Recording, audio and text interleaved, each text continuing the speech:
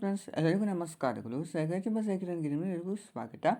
Friends, ನನಗೆ ಒಂದು ವಿಡಿಯೋದಲ್ಲಿ ಅಂಗಾರಕ ಸಂಕಷ್ಟ ಚತುರ್ಥಿಯ ಒಂದು ಪೂಜೆ ಸಂಪೂರ್ಣ ಫಲವನ್ನು ನಾವು ಪಡೆಯೋದು, ಈ ತಪ್ಪುಗಳನ್ನು ನಾವು ಮಾಡಬಾರ್ದು. ಅದು ಯಾವ್ಯಾವ ತಪ್ಪುಗಳು ಅಂತ ತಿಳಿಸ್ಕೊಡ್ತೀನಿ. ಹಾಗೆ ಉಪವಾಸ ಮಾಡುವ ವಿಧಾನ, ಗಣೇಶನಿಗೆ ನಾವು ತಿಂಗಳಿಗೆ ಮುಡುಪನ್ನು ನಾವು ಕಟ್ಟಬೇಕಾಗುತ್ತದೆ. ಆ ಮುಡುಪು ಕಟ್ಟುವ ವಿಧಾನವನ್ನು ಸಹ ತಿಳಿಸ್ಕೊಳ್ತೀನಿ. ಹಾಗೆ ಸಂಕಲ್ಪ ಮಾಡಿಕೊಳ್ಳುವ ಒಂದು ವಿಧಾನ, ಹಾಗೆ ಇನ್ನಿತರ ಕೆಲವೊಂದು ಪುಟ್ಟ ಥರ ಒಂದು ವಿಷಯಗಳನ್ನು ಸಹ ತಿಳಿಸ್ಕೊಳ್ಬೇಕು ಅಂತ ಅಂದುಕೊಂಡಿದ್ದೇನೆ. ಸೊ ಈ ವಿಡಿಯೋದಲ್ಲಿ ನಾನು ನಿಮಗೆ ಒಂದು ಸಂಪೂರ್ಣದ ಮಾಹಿತಿಯನ್ನು ಕೊಡಲಿದ್ದೇನೆ. ಬನ್ನಿ ನೋಡೋಣಂತೆ. ಅವತ್ತಿನ ದಿವಸ ನೀವು ಯಾವ್ಯಾವ ತಪ್ಪುಗಳನ್ನು ಮಾಡಬಾರ್ದಂದರೆ, ನೀವು ಅವತ್ತಿನ ದಿವಸ ಈರುಳ್ಳಿ ಬೆಳ್ಳುಳ್ಳಿ ಹಾಕಿರುವಂಥ ಒಂದು ಪದಾರ್ಥಗಳನ್ನು ನೀವು ಸೇವನೆ ಮಾಡಬಾರ್ದು. ಬೆಳಿಗ್ಗೆನೂ ನೀವು ಮಾಡೋದಿಲ್ಲ, ಹಾಗೆ ರಾತ್ರಿ ನೀವು ಪೂಜೆಯಲ್ಲಿ ಆಗಿದ ನಂತರ ಉಪವಾಸನ ಬೀಳ್ತೀರಲ್ವ, ಆ ಸಮಯದಲ್ಲಿ ನೀವು ಅವಲಕ್ಕಿ ಉಪ್ಪಿಟ್ಟಿಗೆ ನಾವು ಕೆಲವರು ಒಂದು ಈರುಳ್ಳಿ ಹಾಕ್ತಾರೆ. ಸೊ ಆ ರೀತಿ ಸಹ ನಾವು ಮಾಡಬಾರ್ದು. ಈರುಳ್ಳಿ ಹಾಕಿರುವಂಥ ಒಂದು ಯಾವುದೇ ಪದಾರ್ಥವನ್ನು ಸಹ ನಾವು ಸೇವನೆ ಮಾಡಬಾರ್ದು. ಹಾಗೆ ಮನೆಯಲ್ಲಿ ಬೇರೆಯವರು ಸಹ ಮಾಡಬಹುದು. ಯಾರು ಆಚರಣೆ ಮಾಡಿರೋದಿಲ್ವೋ ಅವರು ಸೇವನೆ ಮಾಡಬಹುದು. ಆದರೆ ಯಾರು ಅದನ್ನು ಆಚರಣೆ ಪೂಜೆ ಮಾಡಿರ್ತಾರೋ ಅವರು ಅದನ್ನು ಸೇವನೆ ಮಾಡದೇ ಇರುವುದು ತುಂಬ ಒಳ್ಳೆಯದು. ಹಾಗೆ ಮನೆಯಲ್ಲಿ ಮಾಂಸಾಹಾರ ಸೇವನೆ ಮಾತ್ರ ಸಹ ಯಾವುದೇ ಕಾರಣಕ್ಕೂ ಮಾಡಲು ಹೋಗಬೇಡಿ. ನೀವೇನೋ ಪೂಜೆ ಮಾಡ್ತೀರಾ, ಹಾಗೆ ಮನೆಯಲ್ಲಿ ಬೇರೆಯವರು ಸಹ ನೀವು ಮಾಂಸಾಹಾರವನ್ನು ಸೇವನೆ ಮಾಡಬಾರ್ದು. ಆವತ್ತಿನ ದಿವಸ ನೀವು ಪೂಜೆ ಮಾಡುವುದೇ ಆದಲ್ಲಿ ನೀವು ಮನೆಯಲ್ಲಿ ಎಲ್ಲರೂ ಸಹ ನೀವು ಕೂಡಿ ನೀವು ಪೂಜೆ ಮಾಡುವುದು ತುಂಬ ಒಳ್ಳೆಯದು. ಅದು ನಿಮ್ಮ ಮನೇಲಿ ಆಗುವುದಿಲ್ಲ ಅಂದರೆ ನೀವು ಸ್ಟ್ರೇಟಾಗಿ ನೀವು ದೇವಸ್ಥಾನಕ್ಕೆ ಹೋಗಿ ಅಲ್ಲೇ ದೀಪಾರಾಧನೆ ಮಾಡಿಕೊಂಡು ಅಲ್ಲಿ ನೀವು ಪೂಜೆ ಎಲ್ಲ ಸಹ ಮಾಡಿಸ್ಕೊಂಡು ಬರಬಹುದು. ಆ ರೀತಿ ಸಹ ನೀವು ಮಾಡಿ. ಹಾಗೆ ನಾವು ಯಾವತ್ತೂ ಸಹ ಒಂದು ವಿಶೇಷ ಪೂಜೆಯನ್ನು ಮಾಡಿದಾಗ ದೇವರನ್ನು ನಾವು ಕತ್ತಲೆಯಲ್ಲಿ ನೋಡಬಾರ್ದು. ದೀಪದ ಬೆಳಕಿನಲ್ಲಿ ಸಹ ನಾವು ನಮ್ಮ ಸಂಕಲ್ಪವನ್ನು ಇನ್ನೂ ಬೇಗನೆ ಈಡೇರಿಸಿಕೊಳ್ಳಬಹುದು. ಸೊ ನೀವು ದೀಪದ ಬೆಳಕಿನಲ್ಲಿ ಅಂದರೆ ನಾನು ನಿಮಗೆ ಬೆಳಗ್ಗೆ ದೀಪಾರಾಧನೆ ತಿಳಿಸ್ಕೊಡ್ತಿದ್ದೇನೆ. ತೆಂಗಿನಕಾಯಿ ದೀಪಾರಾಧನೆ ನೀವು ಮಾಡಬಹುದು. ಎಲ್ಲ ರೀತಿಯ ದೀಪಾರಾಧನೆಯನ್ನು ನೀವು ಮಾಡಿ ಗಣೇಶನನ್ನು ಏನಂದರೆ ನೀವು ದೀಪದ ಬೆಳಕಿನಲ್ಲಿ ನೋಡುವುದು ತುಂಬ ಒಳ್ಳೆಯದು. ಉಪವಾಸ ಮಾಡುವ ಒಂದು ವಿಧಾನ ಹೇಗೆ ಇರಬೇಕಂದ್ರೆ, ಬೆಳಿಗ್ಗೆ ನೀವು ಎದ್ದು ಸ್ನಾನವನ್ನು ಮಾಡಿ, ಅಂದರೆ ಮನೆಯೆಲ್ಲ ಶುದ್ಧಿ ಮಾಡಿ ನೀವು ಕೂಡ ಸ್ನಾನ ಮಾಡಿಕೊಂಡು ಹೊಸಲು ಪೂಜೆ, ತುಳಸಿ ಪೂಜೆ, ನಿಮ್ಮ ಮನೆ ದೇವರ ಪೂಜೆ, ಕುಲದೇವರ ಪೂಜೆ ಎಲ್ಲರೂ ಸಹ ನೀವು ಮುಗಿಸ್ಕೊಂಡು ಬೆಳಿಗ್ಗೆನೆ ಒಂದು ಕಾಯನ್ನು ತೆಗೆದುಕೊಳ್ಳಿ. ಕಾಯಿಯ ಮೇಲೆ ಕರಿಕೆ, ಕೆಂಪಕ್ಷತೆ, ಹಾಗೆ ಸ್ವಲ್ಪ ಕೆಂಪು ಹೂವು ಅಷ್ಟೇ ನೀವು ಹಿಡಿದುಕೊಂಡು ಸಂಕಲ್ಪ ಮಾಡಿಕೊಂಡು ಯಾವ ರೀತಿ ಸಂಕಲ್ಪ ಮಾಡಿಕೊಳ್ಳಬೇಕಂದ್ರೆ, ಇವತ್ತಿನ ದಿವಸ ಅಂದರೆ ಸಂಕಷ್ಟದ ಚತುರ್ಥಿ ದಿವಸ ನಾನು ಉಪವಾಸವಿದ್ದು ನಾನು ಪೂಜೆಯನ್ನು ಮಾಡ್ತೀನಿ. ಇಷ್ಟು ತಿಂಗಳ ಕಾಲ ನಾವು ಆಚರಣೆ ಮಾಡ್ತೀನಿ.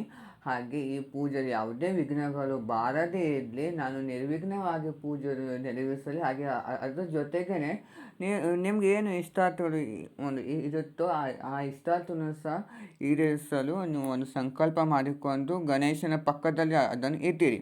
ಅಷ್ಟೇ ನೀವು ಮಾಡಬೇಕಾಗಿರುತ್ತದೆ. ಹಾಗೆ ಬೆಳಿಗ್ಗೆ ನೀವು ಯಾವ ರೀತಿ ಪೂಜೆ ಮಾಡಿರ್ತೀರೋ ಅದೇ ರೀತಿ ಮಾಡಿ. ಹಾಗೆ ಸಂಜೆ ಸಮಯದಲ್ಲಿ 6:55 ನಂತರ, ಅಂದರೆ ಸೂರ್ಯಾಸ್ತ ನಮಗೆ ಆ ಸಮಯದಲ್ಲಿ ಇರ್ತದೆ, ಅದರ ನಂತರದಲ್ಲಿ ನೀವು ಪೂಜೆಯನ್ನು ಪ್ರಾರಂಭ ಮಾಡಬೇಕಾಗುತ್ತದೆ.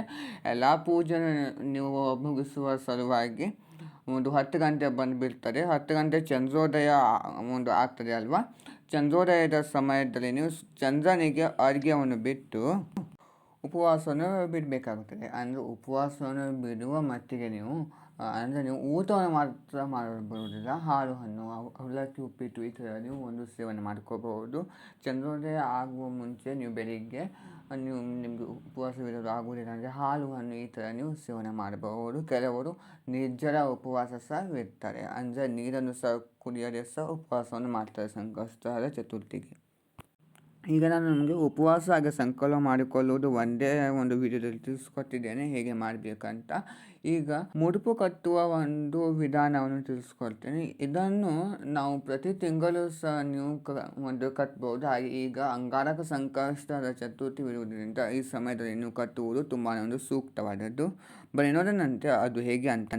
ಒಂದು ಹಳದಿ ವಸ್ತ್ರವನ್ನು ತೆಗೆದುಕೊಳ್ಳಿ. ಇಲ್ಲವಾದಲ್ಲಿ ಒಂದು ಬಿಳಿ ಬಟ್ಟೆಗೆ ಅರಿಶಿನವನ್ನು ಸವರಿ ಅದನ್ನು ನೀವು ಒಣಗಿಸಿ ಸಿದ್ಧತೆ ಮಾಡಿ ಇಟ್ಕೊಳ್ಳಿ. ಏಕೆಂದರೆ ಅದರೊಳಗೆ ನಾವು ಅಕ್ಕಿ ಎಲ್ಲದನ್ನು ಸಹ ಹಾಕ್ತೀವಿ, ಅದು ಕೆಡಬಾರ್ದಂತ ಅದನ್ನು ಒಣಗಿಸಿ 5 ದಿಕ್ಕುಗಳು ಸಹ ನೋಡುವ ಹಾಗೆ ಶ್ರೀಗಂಧ ಅರಿಶಿನ ಕೋನ್ ಹಚ್ಚಿ, ಅಂದರೆ 4 ದಿಕ್ಕಿಗೆ, ಅಂದರೆ 4 ತುದಿಗಳಿಗೆ, ಹಾಗೆ ಮಧ್ಯದಲ್ಲಿ ಶ್ರೀಗಂಧ ಅರಿಶಿನ ಕೋನ್ ಹಚ್ಚಿ 3 ಹಿಡಿ ಅಕ್ಕಿಯನ್ನು ನೀವು ಹಾಕಬೇಕಾಗುತ್ತದೆ. ನೀವು 3 ಹಿಡಿ ಅಕ್ಕಿಯನ್ನು ಹಾಕಿ ಕೊಬ್ಬರಿ ಬಟ್ಲು, ಹಾಗೆ ಅಡಿಕೆ ಬಟ್ಲಡಿಕೆ, ಹಾಗೆ ಗಣೇಶ ಅಡಿಕೆ ಅಂತ ಸಿಗ್ತದೆ, ಅದನ್ನು ಸಹಿರಿ.